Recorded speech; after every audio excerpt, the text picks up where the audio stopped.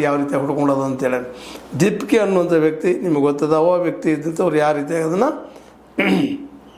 ಇವತ್ತು ಅದನ್ನು ಬೆಳೆಸೋದಕ್ಕೆ ಕಾರಣೀಭೂತರಾದರು ಅನ್ನುವಂಥದ್ದು. ಅಭಿಜಿತ್ ದೀಪಿಕೆ ಇವತ್ತು ಅವ್ರು ಕೇಳೋದು ಒಂದು ಬೇಡಿಕೆ, ಮೊದಲ ಆ ಶಿಕ್ಷಣ ಮಿನಿಸ್ಟ್ರನ್ನು ನೀವು ಕಿತ್ತಾಕಬೇಕು, ಅಷ್ಟೆಲ್ಲ ಜೈಲಿಗೂ ಹಾಕಬೇಕು ಅವರನ್ನು ಅನ್ನುವಷ್ಟು ಮಟ್ಟಿಗೆ. ಯಾಕಂದ್ರೆ ಈ ಕಂಪ್ನಿಗಳಿಗೆ ಯಾವ ಕಂಪ್ನಿ ಅವ್ಯವಹಾರ ಮಾಡಿಕೊಂಡು ಅನೇಕ ಮಕ್ಕಳ ಜೀವನಕ್ಕೆ ಅದರಲ್ಲೂ ನೀಟ್ ಎಕ್ಸಾಮ್ ಎಲ್ಲರಿಗೂ ಭಾಳ ಮಹತ್ವದಂಥ ವಿದ್ಯಾರ್ಥಿಗಳಿಗೆ, ಅದು 22 ಲಕ್ಷ ಮಕ್ಕಳು ಕುಳಿತಿದ್ದಾರೆ. ಅದಕ್ಕೆ ಅವ್ರದ್ದೆಲ್ಲ ಒಂದೇ ಕನಸು ನಾನು ಡಾಕ್ಟರ್ ಆಗ್ಬೇಕಂತೇಳಿ ಅದನ್ನು ಒಂದು ಅವ್ಯವಹಾರಗಳ ಮೂಲಕ ಯಾವುದೋ ಕಂಪ್ನಿಗೆ ಕೊಟ್ಟು ಅದನ್ನೆಲ್ಲ ಇವತ್ತು ಏನಪ್ಪ ಅಂತ ಅವ್ಯವಹಾರ ಕಾರಣೀಕರ್ತರ ಅಂತ ಮೂಲ ವ್ಯಕ್ತಿಯವರು ಯಾರನ್ನೋ ಸೆಕ್ರೆಟರಿನೋ ಯಾವುದೋ ಚೀಫ್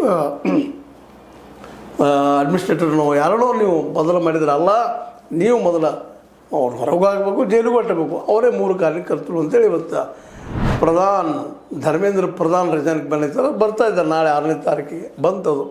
ಯಾಕಂತಂದ್ರೆ 6ನೇ ತಾರೀಕು ಏನಾಗಬಹುದು ಈ ದೇಶದಲ್ಲಿ ಎಲ್ಲರೂ ಕುತೂಹಲದಿಂದ ನೋಡ್ತಾ ಇದ್ದಾರೆ, ಪ್ರತಿಯೊಬ್ಬರು ಕುತೂಹಲದಿಂದ ನೋಡ್ತಾ ಇದ್ದಾರೆ. ಅದರಲ್ಲೂ ಕಲಿತಂಥ ಮಕ್ಕಳು, ಪ್ರಜ್ಞೆ ಇದ್ದಂಥ ಮಕ್ಕಳು, ಕಾಲೇಜ್ ಮತ್ತು ಹೈಸ್ಕೂಲ್ ಮಕ್ಕಳಿಗೆ ಎಷ್ಟು ಮಟ್ಟಿಗೆ ಗೊತ್ತಿಲ್ಲ, ಆದರೆ ಕಾಲೇಜ್ ಮತ್ತು ನಿರುದ್ಯೋಗಿ ಮಕ್ಕಳಿಗಂತೂ ಅಥವಾ ಯುವಕರಿಗಂತೂ ಹೇಳಲಿಕ್ಕೆ ಸಾಧ್ಯನೇ ಇಲ್ಲ. ಅವರೆಲ್ಲರೂ ಜಾಗೃತ ಆಗಿಬಿಟ್ಟಿದ್ದಾರೆ. ಎಲ್ಲರೂ ಮೊಬೈಲ್ದಲ್ಲಿ ಅದಕ್ಕೆ ಮೆಂಬರ್ ಆಗುವಂಥದ್ದು.